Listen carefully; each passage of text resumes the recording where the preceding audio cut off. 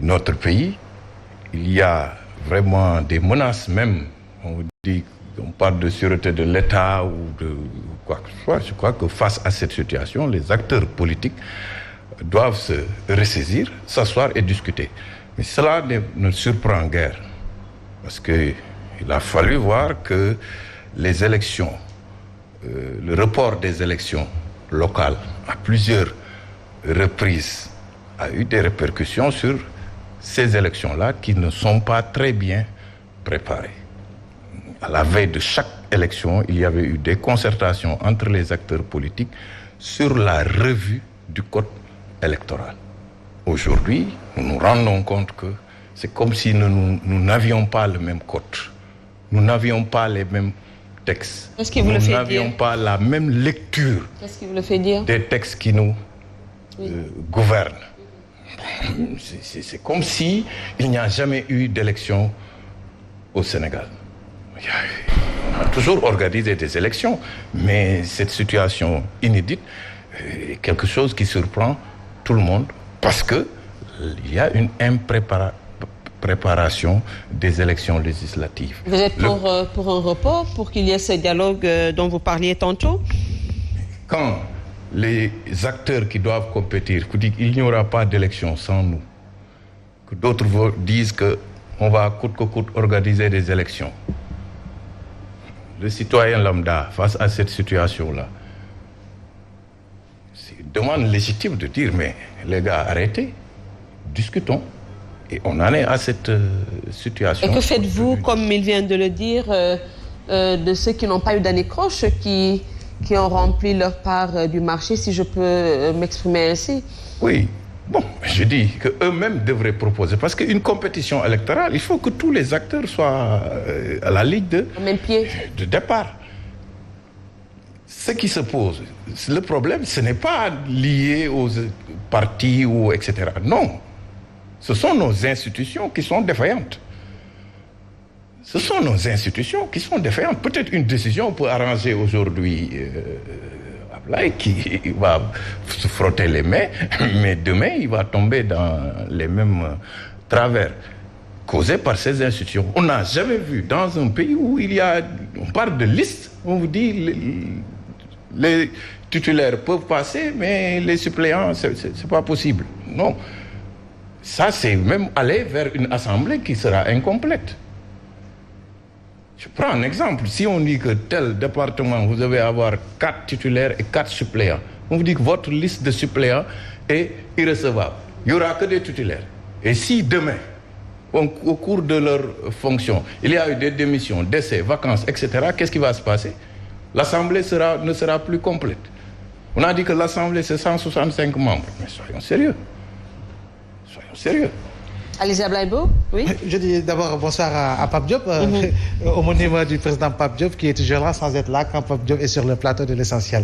Alors, je crois bien qu'aujourd'hui, il est important que l'on puisse quand même nous rappeler d'une chose. On a l'habitude de nous targuer d'une certaine faveur donnée au Sénégal, parce que dans ce pays, l'on dit que nous votons depuis 1871. Je crois bien que c'est une longue tradition de démocratie, jusqu'à l'accession de notre pays à la souveraineté internationale. Aujourd'hui, plus que jamais, le fait, il est inédit par rapport à tout ce qui s'est passé depuis le dépôt, le rejet et l'invalidation de plusieurs listes de coalitions de partis politiques. Aujourd'hui, je crois bien que la situation aujourd'hui nous pousse à pouvoir repenser notre modèle de démocratie électorale. Il est vrai qu'il y a des coalitions qui, sans avoir eu de problème, ont déposé son passé, mais il faudra faire attention parce que ce qui a mordu le chat aujourd'hui peut bel et bien mordre le chien demain. Donc je crois bien que c'est en cela justement qu'il faudra faire très attention. Ces élections aujourd'hui, plus que jamais, compte tenu de la situation politique tendue, compte tenu de cette impasse en direction des élections législatives qui doivent normalement se tenir, et si véritablement on respecte ou l'on demande de respecter le calendrier républicain, je crois bien que c'est une démarche tout à fait normale. On ne peut pas en vouloir à ceux-là qui réclament cela. Mais dans tous les cas, avec le débat aujourd'hui suscité, les positions dégagées par des experts électoraux qui maîtrisent bien, je dis le contenu électoral, par des juristes qui maîtrisent bien le droit, même si véritablement il y a eu des interprétations diverses, mais vous savez très bien que lorsque l'on voit véritablement un mouton, un bélier, un beau bélier en direction de la Tabaski, on saura choisir le beau bélier dès l'instant que nous avons en tout cas de quoi l'acheter. Aujourd'hui, nous avons les moyens d'acheter, permettez-moi l'expression, une démocratie électorale beaucoup plus vivante, beaucoup plus vivace, beaucoup plus apaisée, qui respecte l'ensemble des normes liées à la participation. Parce que la Constitution sénégalaise, qui est la charte fondamentale, est claire par rapport véritablement à la participation du citoyen par rapport à la matière électorale. La démocratie a un coût, la démocratie a un prix.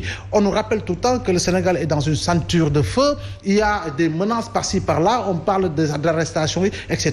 Donc les menaces sont pesantes. De ce point de vue-là, je crois bien que, étant donné que nous sommes un pays de dialogue, un pays de conciliation, un pays de compromis fort, nous sommes en 2022, l'on ne cesse de rappeler le code consensuel Kébambaye de 1991, 1992.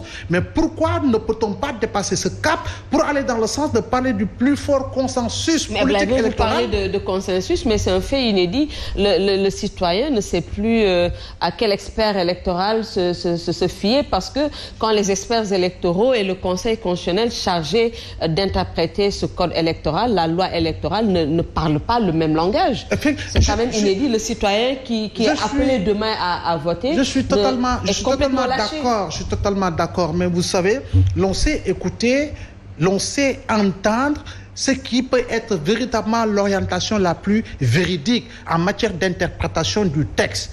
Que s'agisse de la loi électorale, qu'il s'agisse de la Constitution de manière générale. Mais Evelyne, vous savez pertinemment qu'aujourd'hui, le fait inédit, c'est que la coalition au pouvoir partira aux élections sans sa liste de suppléants. La coalition Yewwi Askan Wi, principale coalition de l'opposition, mais partira aux élections sans sa liste nationale. Je crois bien que ces deux faits inédits qui concernent les deux plus grandes coalitions de ce pays-là. Même si par extraordinaire, on le sait, alternative pour une ensemble de ruptures. Mais à qui la faute? Je dis à ces coalitions, qui n'ont pas su également. Je crois bien que la faute aujourd'hui, la faute aujourd'hui par rapport à ce qu'il se passe. Parce que pour qu'il y ait un contentieux, il a fallu au moins qu'il y ait un fait. Evelyne, le Conseil constitutionnel, avec tout le respect que je dois aux 7 sages, le Conseil constitutionnel devait être courageux. Soit éliminer les deux listes des deux principales coalitions, ou véritablement valider les deux listes des deux coalitions. Voilà, c'est ça. Il fallait être courageux.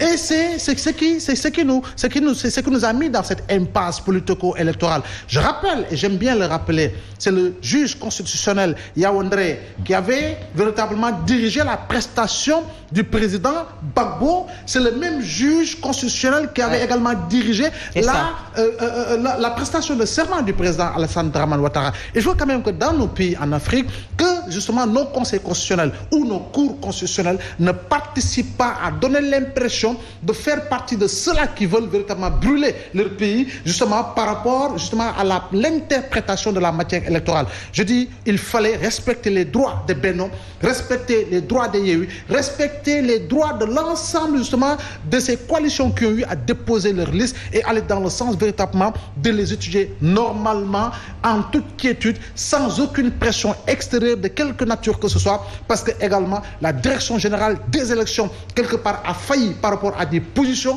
peut-être dues à sa tutelle, mais quoi qu'il en soit, nous avons besoin laisse très rapidement Pape Diop vous appuyer avant de venir à Mamadou Awa, parce que je le vois hocher la tête depuis tout à l'heure pour dire oui, j'approuve tout ce qu'Abdoulaye Mbow est en train de dire. Allez-y très rapidement avant de venir à je veux tout simplement dire que ce sont des contradictions qui existent sur notre côte. C'est un code où il y a un jeu de mots. C'est un code qui a été rédigé et dans lequel il y a une mauvaise foi.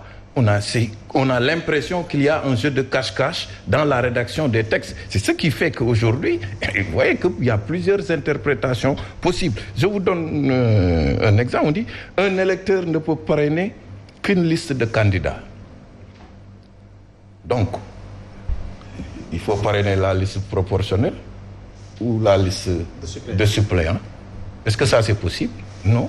La liste de candidats, c'est la liste Benno Bokk Yakaar ou la liste Yewwi Askan Wi. pour ne citer que seul exemple. C'est ça. Ça, c'est en porte-à-faux avec ce que le Conseil constitutionnel a voulu nous faire avaler. Un électeur ne peut parrainer qu'une liste.